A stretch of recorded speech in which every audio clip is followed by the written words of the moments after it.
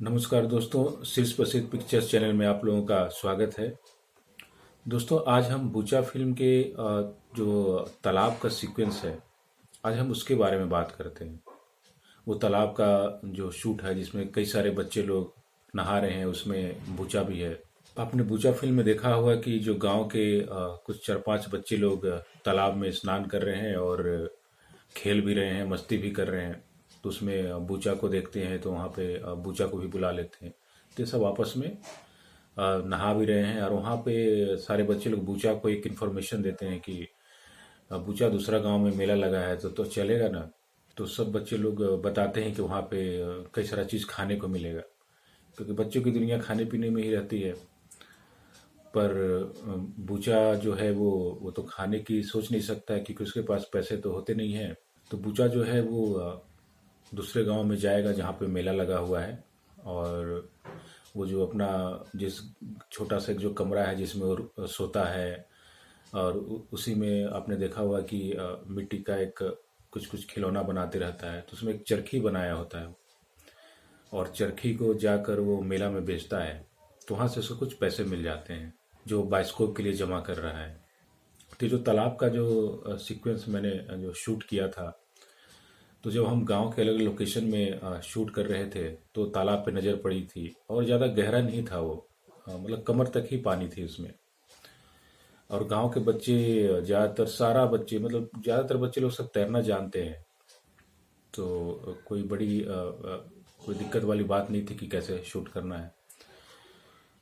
तो बच्चे लोग को मैं देखता था, जो गांव के बच्चे लोग हैं, तो वो गाय भैंस ले जाते थे पानी में और उनको नहलाते थे, खुद भी नहाते थे, और हा ही थोड़ा मस्ती करते थे, फिर वापस से लोग आ जाते थे। एक बार जब हम शूट करके लौट रहे थे तो मैं इन बच्चों को देखा, तो इनसे बात किया कि एक तालाब में ऐसे ही नहाने का करना है, तुम लोग को कुछ नहीं करना है, बस एक एक लाइन जो बता देंगे वो खाली बोलना है, कर लोगे?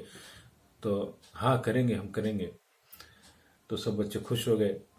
तो अगले दिन उन लोगों को बुलाया, तो सारे बच्चे लोगों को उस तालाब के पास बुलाया और तालाब में ही समझा दिया कि किसको किसको क्या बोलना है, और वहाँ पे बूचा भी होता है।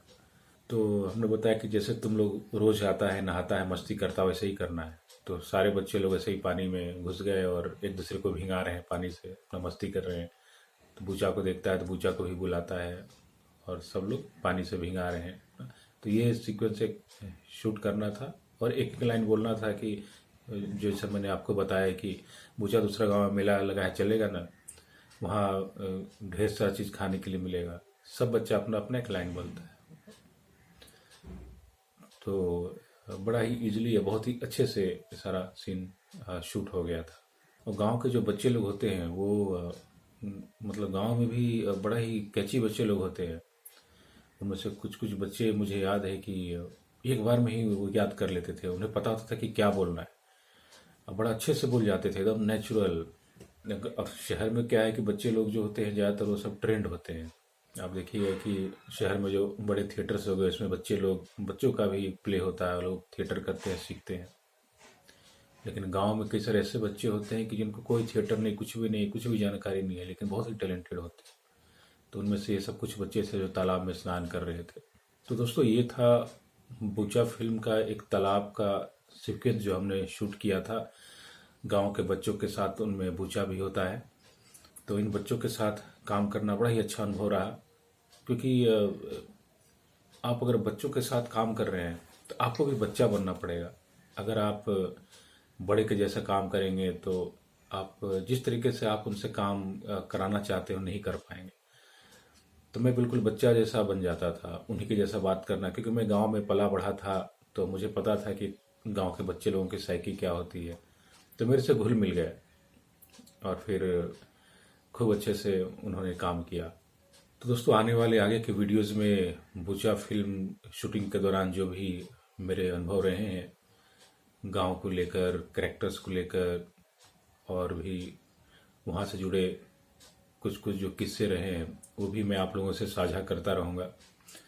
दोस्तों, प्लीज़ मेरे वीडियोस को लाइक और सब्सक्राइब भी करते रहें। धन्यवाद।